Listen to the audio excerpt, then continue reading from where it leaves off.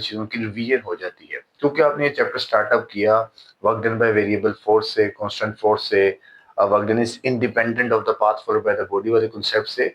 तो उन तमाम कॉन्सेप्ट्स के बाद ये एब्सोल्यूट पोटेंशियल एनर्जी का कॉन्सेप्ट आज हम सीखेंगे इंशाल्लाह। अभी एब्सोल्यूट पोटेंशियल एनर्जी का कॉन्सेप्ट क्या है, सबसे पहले ये डिस्कस करना है।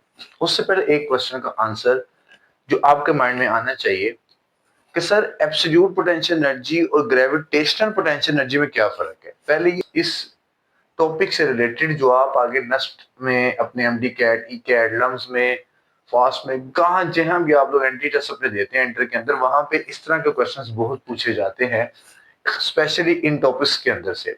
तो उस चीज को आपने समझना है। दो क्वेश्चंस का आंसर सबसे पहले करेंगे। तो सबसे पहले समझते हैं कि what is gravitational potential energy and what is absolute potential energy. ये दो चीजें हम समझते हैं। अब समझे। बिस्मिल्लाहिर्रहमानिर्रहीम। रब्बि इश्रह ली सदरी व यस्सिर ली अमरी वाहलुल उक़दतम मिन लिसानी यफ़क़हू क़ौली। अस्सलामु अलैकुम व रहमतुल्लाहि व बरकातहू। उम्मीद करता हूँ कि आप लोग खैरियत से होंगे, खुश होंगे, महफूज होंगे। अल्लाह पाक आपको सलामत रखे, अल्लाह पाक आपको कामयाबी का मान से नवाजे। आज के टॉपिक की तरफ चलते हैं। 11th क्लास चैप्टर 4 का topic absolute potential energy, important long question paper के पॉइंट ऑफ व्यू से। और आपके टेस्ट वगैरह में भी लॉन्ग क्वेश्चन आता रहता है, चाहे वो हाफ बुक हो, फुल बुक हो, क्योंकि ये टॉपिक ही ऐसा है और इसमें कई सारी चीजों की इंफॉर्मेशन जो है वो सेटल्ड है, इकट्ठी है। और कई सारी ये दो चीजों को मैं डिफरेंशिएट कर दूं, then we will go to the absolute potential energy and then we will done the derivation of absolute potential energy and so on. और सेकंड क्वेश्चन ये है कि sir why absolute potential energy is negative. अब ये दो mainly questions हैं हमारे पास। दरअसल कॉन्सेप्ट क्या है? कॉन्सेप्ट ये है कि सर आपके पास ये अर्थ है, इस अर्थ का ये रेडियस है, हमें पता है। इस अर्थ की सरफेस से कुछ हाइट पे आप किसी ऑब्जेक्ट को प्लेस कर देते हैं। अर्थ का रेडियस मौजूद है, रेडियस मौजूद होने के साथ अर्थ के कुछ हाइट पे आप एक ऑब्जेक्ट प्लेस कर देते हैं। और ये ऑब्जेक्ट प्लेस कर रहे हैं आप, तो इट मींस कि सर इस अर्थ की ग्रेविटी जो है वो इस ऑब्जेक्ट पे एक्ट कर रही है। इट मींस कि सर इस अर्थ का जो इन्फ्लुएंस ऑफ ग्रेविटी है वो इस ऑब्जेक्ट के ऊपर एक्ट कर रहा है। और अगर इसकी यहाँ पे एनर्जी देखी जाए तो हम इस एनर्जी को लिखते होते हैं mgh। और यही mgh हमें क्या बताती है? Gravitational potential energy. एक्चुअल तौर पे क्या बताती है? Gravitational potential energy. क्योंकि सर किसी बॉडी की पोटेंशियल एनर्जी हमें पता है पोजीशन की वजह से होती है। बॉडी की पोजीशन जहां से आप यहाँ पे लेंगे, बॉडी के अंदर पोटेंशियल एनर्जी मौजूद है। लेकिन उस बॉडी में अगर बॉडी की ग्रेविटी उसमें मौजूद है, अब जब तक बॉडी की ग्रेविटी की फोर्स उस पर लग रही है, तो मैं उसको कहूँ ये ग्रेविटेशनल पोटेंशियल एनर्जी है। ठीक है, आपने ऑब्जेक्ट उठाया, ऑब्जेक्ट उठा के अब यहाँ पे लेके जाने के बाद आपने कहा जी कि ये बॉडी की जो एनर्जी है that is gravitational potential energy. तो हमने कहा हाँ जी ग्रेविटेशनल पोटेंशियल एनर्जी है। क्यों है? क्योंकि इस बॉडी पे अभी ग्रेविटी एक्ट कर रही है, जो कि कांस्टेंट फोर्स है, आपको पता है। अब ये तो हो गया ग्रेविटेशनल पोटेंशियल एनर्जी का कॉन्सेप्ट। इसके बाद हमारे पास कॉन्सेप्ट आता है कि sir what is absolute potential energy, APE क्या है। तो सर एब्सोल्यूट पोटेंशियल एनर्जी का कॉन्सेप्ट जरा समझिए। अगर एक ऑब्जेक्ट को आप सरफेस ऑफ अर्थ से इतना दूर ले जाएं that is infinity point. I don't know what is the point, where is the point, मैंने नहीं पता मैं की गया है। अगर किसी ऑब्जेक्ट को इतना दूर ले जाऊं कि वहां पे बॉडी पे एक्ट होने वाली ग्रेविटी खत्म हो जाए, जीरो हो जाए, एब्सोल्यूट। आपने ना एक अक्सर टेम्परेचर्स में पढ़ते होते थे एब्सोल्यूट जीरो का नाम, जहां पे टेम्परेचर नील है। तो सर एब्सोल्यूट जीरो क्या है? सॉरी, एब्सोल्यूट पोटेंशियल एनर्जी क्या है? सर वो पॉइंट जहां पे बॉडी के ऊपर एक्ट होने वाली ग्रेविटी की फोर्स जीरो हो जाए, नील हो जाए, वैनिश हो जाए, that is absolute potential energy. तो आपने इस ऑब्जेक्ट को यहां से उठा के, इस पॉइंट से उठा के यहां तक जो वर्क डन किया है, उस वर्क डन को मैं नाम दूंगा एब्सोल्यूट पोटेंशियल एनर्जी का। और वही वर्क डन मुझे कैलकुलेट करना है। कि आप एक ऑब्जेक्ट को इतना दूर ले गए हैं कि उस पर ग्रेविटी खत्म होगी, वैनिश इस इंफिनिटी पॉइंट पे आप ले गए हैं, ग्रेविटी उस पर एक्ट नहीं कर रही है। That is the major difference between absolute potential energy and gravitational potential energy. उम्मीद है कि आपको समझ आ गया होगा। अब जब हम इस ऑब्जेक्ट को यहां से यहां तक इन्फिनाइट पॉइंट तक ले गए, infinite point named as N, इसको मैं एन का नाम दे देता हूं। अब यहाँ पे वर्क डन एक्चुअली तौर पे कैलकुलेट करना है आपको कि what will be the work done या what we have done from this point to this point and what is the required work done for that. ये हमें सबसे पहले फाइंड करना है। ओके, अब जो फोर्स ऑफ ग्रेविटेशनल है सबसे पहले वो लिख लेते हैं फॉर्मूले के तौर पे कि सर जो फोर्स ऑफ ग्रेविटेशनल थी वो क्या एक्ट हो रही होती है। F is equal to G M M over are square. ये आपके पास फोर्स ऑफ ग्रेविटेशन होती है जो एक्ट हो रही होती है किसी भी ऑब्जेक्ट के ऊपर।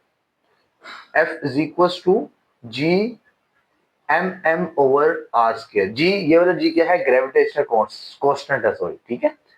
तो ये ग्रेविटेशनल कांस्टेंट आपने देखना है यहाँ पे। ये जो कैपिटल जी हमें पता है दैट इज ग्रेविटेशनल कांस्टेंट। ये मास ऑफ अर्थ है, that is the mass of object that we had bring from this point to this point and that is R square. तो ये आपके पास आ गया F is equal to G M M of R square. ये हमें gravitational force का formula हमने 9th क्लास के अंदर मास ऑफ अर्थ में ही पढ़ लिया था ये, ठीक है। और लॉ ऑफ ग्रेविटेशन एक्चुअली तौर पे इसी पॉइंट के अंदर था। अब हुआ कुछ यूं है कि सर जब आप ऑब्जेक्ट को यहां से यहां पे लेके गए हैं तो इस ऑब्जेक्ट की इस पॉइंट से इस पॉइंट तक की जो वर्किंग है उसको हमने डिवाइड कर लिया कुछ पार्ट्स के अंदर, कुछ पार्ट्स में डिवाइड कर लिया उसको। लेट्स से वो पार्ट मतलब 1 2 3 4 5 और ये up to so on N number of terms तक चले गए हैं। N number of terms infinity point है, मुझे नहीं पता कहां पे है, ठीक है। इसके बाद मैं कहता हूं सर यहां से लेके यहां तक का जो डिस्टेंस रेडियस है उसको मैं नेम करता हूं R1 का, और इसी तरह यहां से लेके यहां तक का जो डिस्टेंस है इस पॉइंट से इस पॉइंट तक that is named as R2, R1 R2। इसी तरह यहां से यहां तक का डिस्टेंस R3, यहां से यहां तक का डिस्टेंस R4, इस तरह R5 और up to so on Rn into something जो भी आएगा। यहां तक बात समझ आ गई? डायग्राम पहले समझनी है हमें कि सर जो डिस्टेंस इस पॉइंट से अर्थ सरफेस ऑफ अर्थ से या रेडियस ऑफ अर्थ से लेके इंफिनिटी तक था उसको मैंने छोटे छोटे पॉइंट्स में स्टेप्स में डिवाइड कर लिया है ताकि उसको सोल्व करना आसान हो जाए मेरे लिए, ठीक है। और बेसिक कॉन्सेप्ट क्या है, मुझे बेसिकली क्या फाइंड करना है जी, वर्क डन फाइंड करना है। एक ऑब्जेक्ट यहां से यहां तक गया है तो उसने कितना वर्क डन किया है, ठीक है। माइक मुझे साथ साथ चेक करना होता है कि ये बंद बूंद ना हो जाए, गूगल से मेरे पास ये मुश्किल आ जाती है, ठीक है। अब जब ये पॉइंट यहां से यहां तक गया है R1 R2 मैंने डिसाइड कर लिया। अब इस R1 R2 से अगर मैं देखना चाहूं जी R1 से लेके R2 तक चेंज कितना आया है तो that will be represent as del R। R1 से R2 में चेंज कितना आया है वो किससे जाहिर करेंगे, डेल R से। सर 1 से 2 तक का डिफरेंस है, 2 से 3 का, 3 से 4, ये अप टू सो चलता जाएगा, ठीक है, क्योंकि मैंने इसको इक्वली तौर पर डिवाइड किया है। फिर अगेन अब आपको फाइंड करना है वर्क डन। अब वर्क डन का फॉर्मूला क्या होता है? वर्क डन का फॉर्मूला हम सबको पता है 9th क्लास में वर्क एनर्जी, चूंकि चैप्टर भी वही चल रहा है वर्क एनर्जी एंड पावर, तो ये वर्क डन तो इस चैप्टर के पहले ही पॉइंट में आपको पता है force in the direction of displacement, force in the direction of displacement, ठीक है। तो फॉर्मूला आपके पास सबसे पहला लिखा जाता है W is equal to F dot D.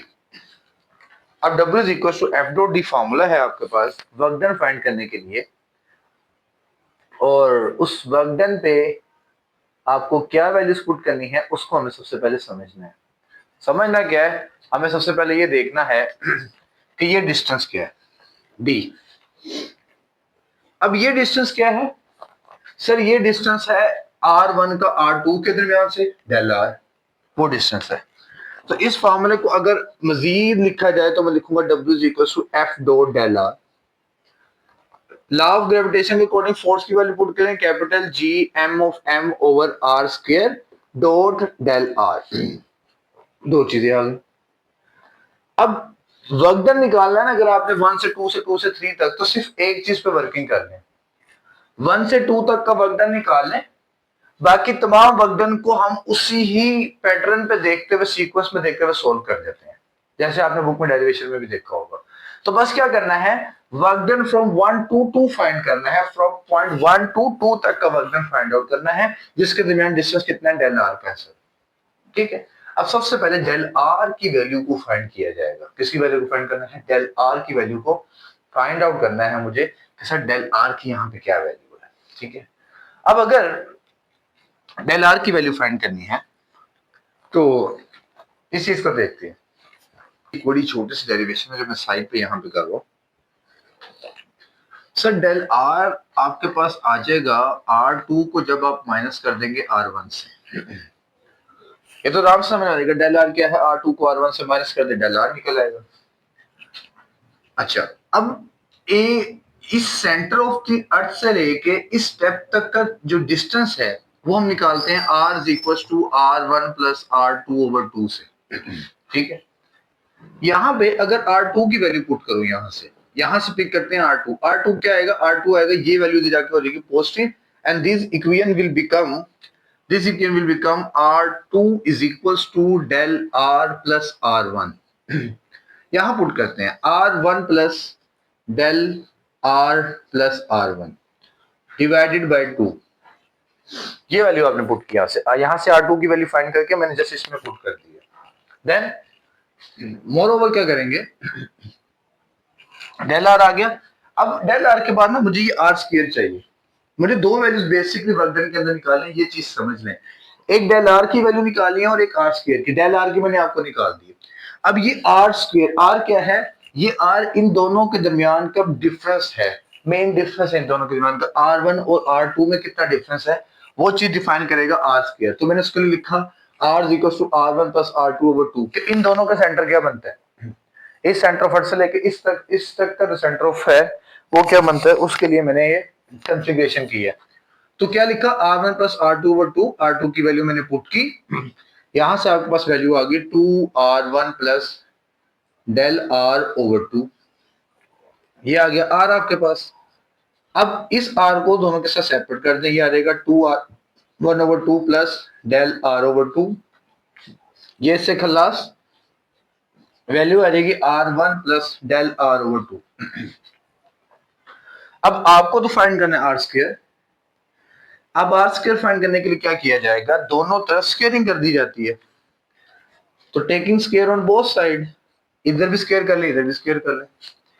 तो सर जब आप इधर स्क्वायर करते हैं, this will become R square equals to R1 का square plus del R square over 4 plus 2R1 del R/2, A का स्क्वायर प्लस बी का square plus 2AB, ये आपके पास फॉर्मूला। ठीक ठीक ठीक ठीक ठीक ठीक। अब इस फॉर्मूले के बाद यहां पे एक पॉइंट समझे, ये जो डेल आर है एक्चुअली तौर पे ये बहुत स्मॉल है, मतलब अगर आप 1 से 2 के दरमियान डिफरेंस देखें बड़ा स्मॉल है ये। अब एक चीज पहले से स्मॉल है और अगर उस वैल्यू का स्क्वायर ले लिया जाए तो क्या वो मजीद स्मॉल हो जाती है या मजीद बिगर हो जाती है। एक चीज है पहले से छोटी, डेल आर बहुत छोटा है। अब इस डेल आर का अगर मैं मजीद स्केयर लूंगा, अगर 0.5 है, 0.5 का स्केयर ये रहेगा, it will become 0.25 I think so. तो क्या किया जाएगा, हम यहां पे लिखेंगे कि सर R1 जो है ये इस पॉइंट पे R1 ग्रेटर देन है डेल आर से। तो डेल आर निगलेक्ट हो जाएगा क्योंकि सर जब डेल आर का स्क्वायर लिया जाएगा तो वो बहुत छोटी वैल्यू प्रोड्यूस करेगा, इसलिए इस पूरी इक्वेशन को हम जीरो पुट कर देंगे। जब सर ये पूरी इक्वेशन जीरो पुट हो जाएगी तो आर स्क्वायर की कहानी हो जाएगी R1 स्क्वायर प्लस 2R1, अच्छा अब 2 से कैंसिल आउट हो गया, R1 डेल आर, ये वैल्यू आ जाएगी R1 स्क्वायर के लिहाज से। अब R1 square plus R1 del r आ गया है, तो सर हमें चूंकि चाहिए आर स्क्वायर की वैल्यू प्रॉपरली तौर पे, तो R1 स्क्वायर एसटीज आने दे प्लस R1 एसटीज, और डेल आर की वैल्यू आपने लिखी हुई है R2 माइनस R1, ये पुट कर दी। जब पुट कर दी तो आ गया R1 square plus R1 R2 minus R1 square, ये R1 को आपने मल्टीप्लाई कराया अंदर। जब मल्टीप्लाई करवा दिया तो sir Z plus minus will be cancel, this R1 will become R1 R2। तो are square equal to R1 R2, आपके पास इस फॉर्मूले में आर स्क्वायर की जगह पुट करने की वैल्यू जो आ गई वो आ गई W is equal to capital G M over R1 R2 dot del R, जो कि आपने लिखी हुई है R2 माइनस R1। तो पहला काम यही है कि इन दोनों की वैल्यूज निकालना बस काम है, फिर बड़ा सिमिलर सा पॉइंट है जो मैं एंड पे समझाने लगा हूं आपको। अब यहां तक समझ आई है तो आगे देखें, आगे मैं आपको समझाता हूं क्या हमने इसमें करना फर्दर।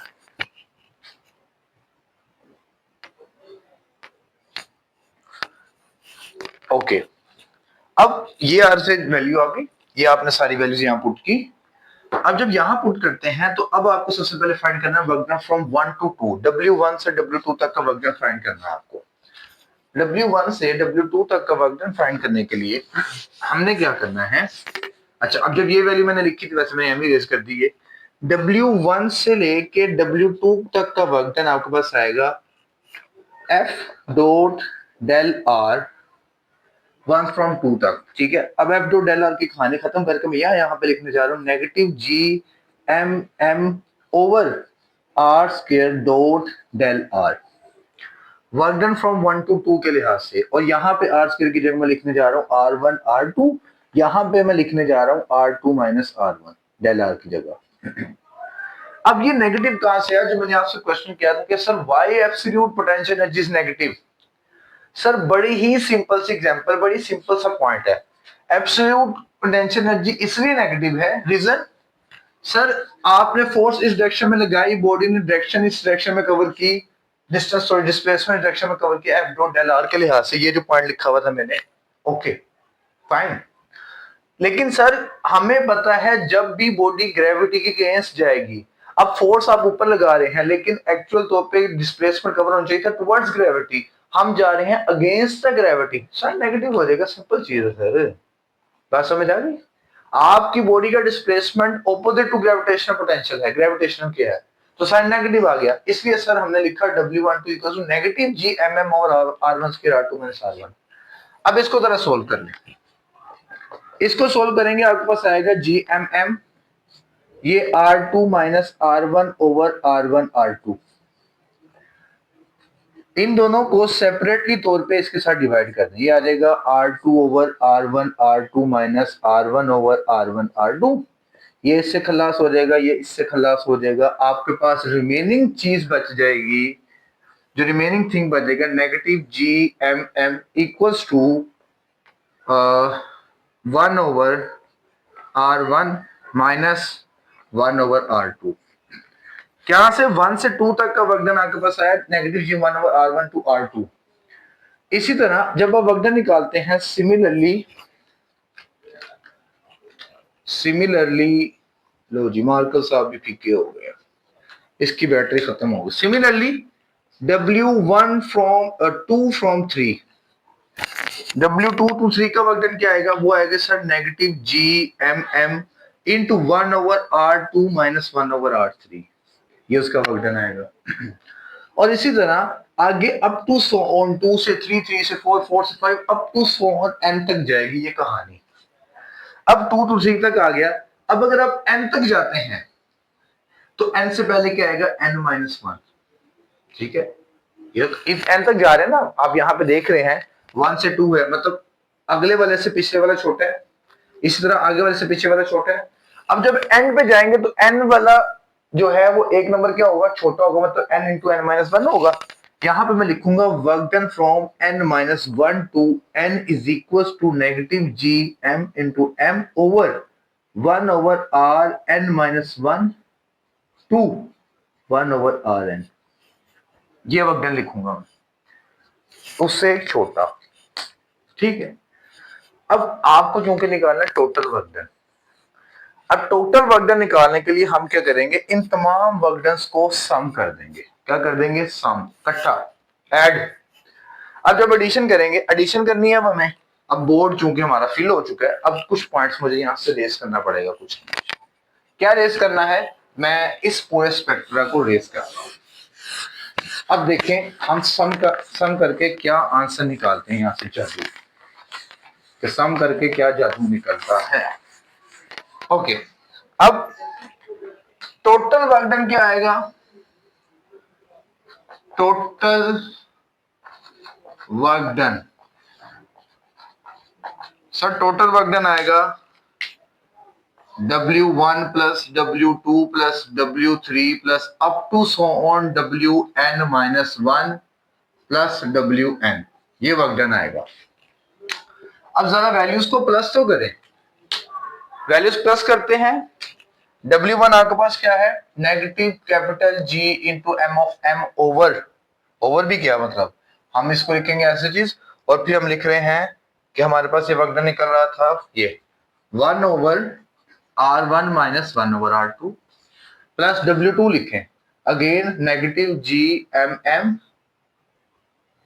नेगेटिव इसके साथ कांस्टेंट में आ जाएगा खैर, plus 1 over R1 sorry R2 plus 1 over R3, plus नहीं माइनस का आएगा ये, अच्छा ये इसके साथ क्योंकि नेगेटिव चल रहा है ये भी बताता हूं, plus up to so on, up to so on यहां पे वर्क डन किसका आएगा?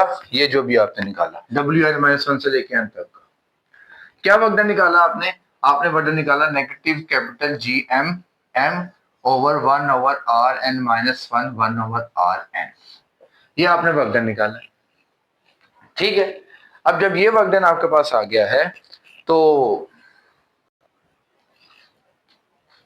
अब ये सम हो गया। अब इस पूरी वैल्यू में से देखिए क्या चीज कॉमन है, common negative G capital mm negative है, इस पूरी वैल्यू में से नेगेटिव G mm ये नेगेटिव है, बाकी सारा कॉमन ही। अब क्या लिखना है हमने? 1 over R1 minus 1 over R2 plus 1 over R2 minus 1 over R3 plus up to so on 1 over Rn minus 1 और माइनस 1 ओवर Rn, ठीक है, मतलब अभी तक के कॉमन। अब देखिए यहाँ पे पैटर्न समझिएगा जरा, पैटर्न क्या है? नेगेटिव 2 प्लस 2 से कट गया, मतलब इसी तरह नेगेटिव 1 ओवर R3 का पॉजिटिव 1 ओवर R3 कहीं मौजूद होगा, और ये सिलसिला चलते चलते Rn माइनस 1 तक चले जाएगा। मींस Rn माइनस 1 एक पॉजिटिव में भी होगा और एक नेगेटिव में मौजूद होगा, मींस Rn माइनस क्या हो जाएगा? खत्म हो जाएगा।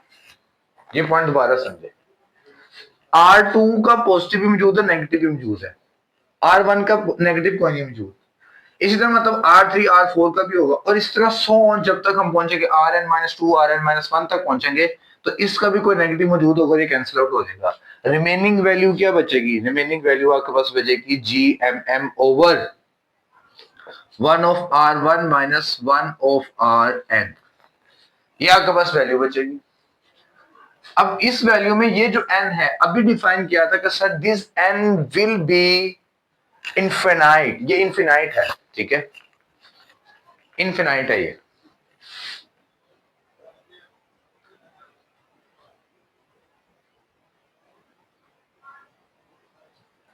ये आपके पास इनफिनाइट है Rn का point.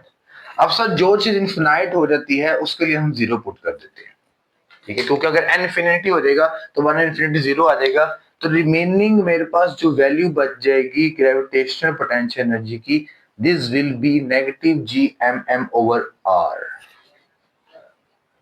and this gravitational potential energy can be represented, जो absolute potential energy sorry, it can be represented as U that is negative Gm into m over R।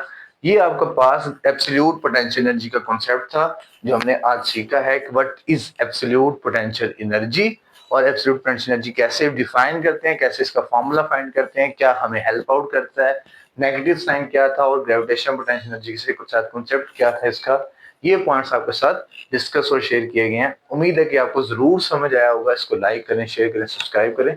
मिलते हैं नेक्स्ट वीडियो में, तब तक भी बहुत सारा ख्याल रखिएगा। फी अमानिल्लाह।